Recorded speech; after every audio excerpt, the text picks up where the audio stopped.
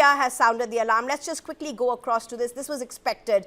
Things seem to be absolutely escalating just in a matter of few hours. Now, threats being given out to countries. Thank you very much, ma'am. Always a pleasure to be on your amazing channel. You yourself are outstanding. I was listening very carefully to the wonderful presentation you did. You have outstanding experts on your panel. Let me tell you two things. First of all, in 1978, I have seen this in Iran, in Tehran. I don't know if any of the others on the panel were there at that time. I've seen how the Shah's chaps got onto helicopters and shot protesters. It was called Black Friday, 1978. About 10,000 were killed.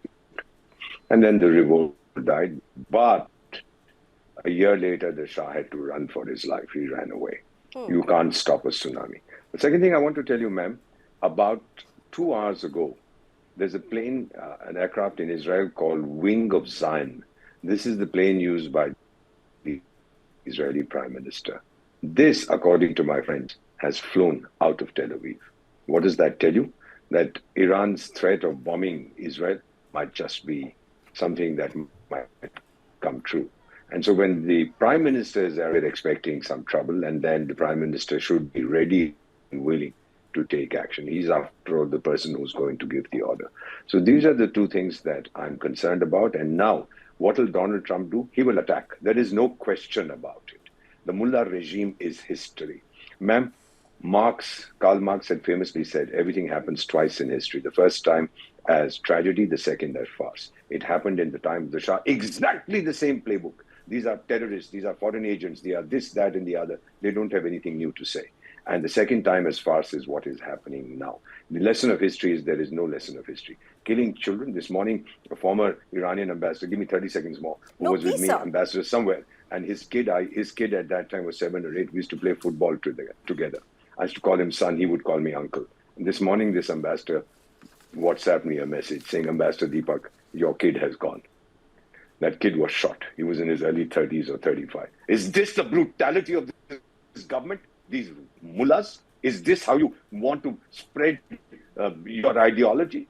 By killing your own people? Donald Trump will go in under the 2005 UN resolution, responsibility to protect, which is if the local government, the host government, is killing its own citizens, then any other country which has the capability can go in to protect them. So he will have international sanction. And ma'am, let me conclude by saying, if Trump clobbers Iran, nobody wants the mullah regime. Not one person, except a few misguided fellows. No country wants to support them.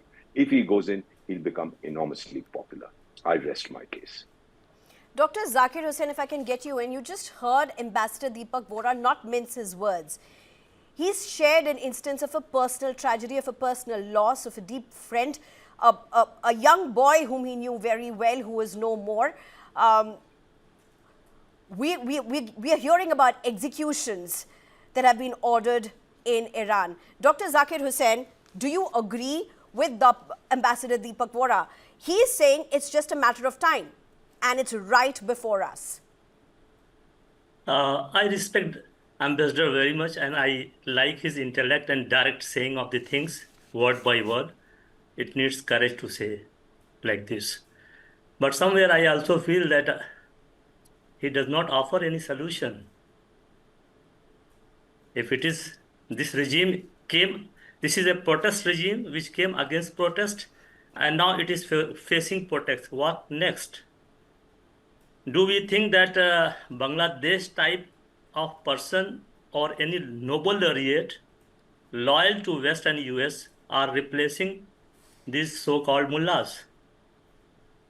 And one thing I appreciate, the Iranians, they are firmly standing despite knowing they will be bombed and manned, but they are standing to face the brutal power of 21st century, which has left no one in corner.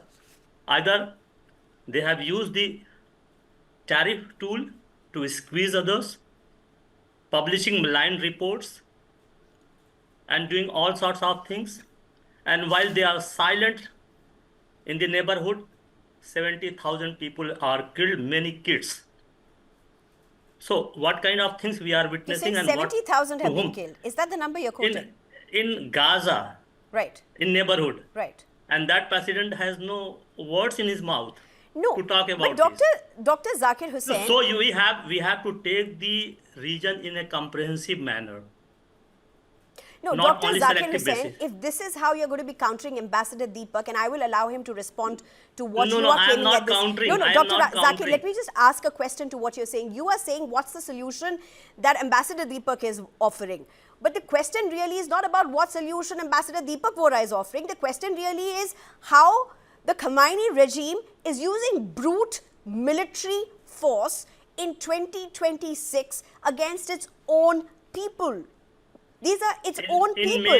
Forget about people who are coming from outside or whatever. That's a very different thing. This is its own people, Dr. Zakir Hussain, who have been shot at the head, in the eyes, who have been shot dead. Give me time, please. Give me time. Sure. Give me time. Sure. In May, Israel bombed and killed 1,000 Iranians. Nobody raised any sentiments. Now they are raising sentiments for the people who are being killed or not, we don't know. But on what ground, who will replace? They will bring any other Nobel laureate to replace these mullahs, what they have done in Bangladesh. They brought Yunus, 82 years old Nobel laureate who is loyal to him, to run the government. And this is not a legitimate replacement of the government. Okay. This is well intentioned, and they want the oil and control the region. This is the last piece of land in the region where US don't have any foothold, and it wants. Okay. Militarily, Iran is prepared than what we say. Okay. They know the consequences very well than what we say. All right. I also have with me Professor Swaran Singh, Major General Sudhakarji. Allow me 2 minutes more, because I do want to go back to Ambassador Deepak Vora. He does have a right to respond to Dr. Zakir Hussain. I get what Dr. Zakir Hussain is trying to say, however insensitive it may seem, because you seem to even be putting under the carpets the military might against its own people that the Khamenei regime is using. That's one part of it that really has to be spoken out for what it is, sir. But the other part to what he is saying is what Iran claims to be a terror war. He's called the protests a terror war. Ambassador Deepak Vora, very quickly, if you could respond to this before I go to the others. I just want to say it's the same chapter that was quoted by the Shah's forces. We are fighting terrorists, we are fighting foreign agents, we are fighting people who've been misguided. These guys have nothing new to say. If they had something new, yes. And it's not for me to suggest what will happen. That's out of the chaos, some order will emerge. Now, comparing it to Bangladesh or comparing it to Gaza, it's besides the point.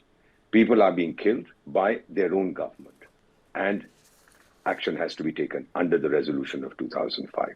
Who does it? Your guess is as good as mine. Wing of Zion, the aircraft of the Israeli Prime Minister, took off from Tel Aviv about 2 hours ago. What does that imply? Your guess is as good as mine. Major General Sudhakarji, come in at this point. I mean, take us through. We're talking about the might of Iran military. The number of ballistic missiles it has, the number of drones it has, the number of sheer brute and expertise it has. It's possibly comparable to several military powers across the world. There are rankings that have been given for Iran military. Unfortunately, at the receiving end are its own people. But take us through, if what Ambassador Vora is saying about the Israeli head leaving Israel, flying out of Israel, vis-a-vis Iran's might and US's threat, what are we really looking at? Take us through what Iran's military might looks at this stage. Sneha, good evening. Thank you for inviting me to participate in a very important discussion under your anchorage, and compliments to very distinguished and esteemed co-panelists. They deserve to have the last say on the subject. But allow me to dilate a couple of issues. Your question I have understood. Essentially, it is centering around the defense capability of Iran to counter any kind of future or potential attack by America and Israel together. So Iran has gone through a tough time, a very rough time in past 1.5 to 2 years or so. It's basically, I keep referring it to a paradigm called as octopus doctrine. The octopus doctrine is essentially defined by a head. Head is nothing but Iran itself. Tehran, you call Iran as the head of the octopus. The tentacles are Houthis, Hamas, Hezbollah, and one vertical or tentacle which nobody talks is Hadith il Sahib. It's people don't even know is it really existing, and a couple of militias floating around all the places. They have been weakened to greater degree by process of or the doctrine which Israel applies called as mow the grass. Every 3 to 6 months, whenever there is a little trigger here and there, they come down heavily and decimate or at least neutralize, to say the least, those opposing elements or those jihadis and those non-state actors. So, having been weakened substantially, what is it that Iran left with today? Does it have the air defense, the first layer of defense, which is good? Because people have to understand, your viewers have to understand that Iran and Israel do not have a contiguous geography. They are separated by a distance of 1,820 to 2,100 kilometers.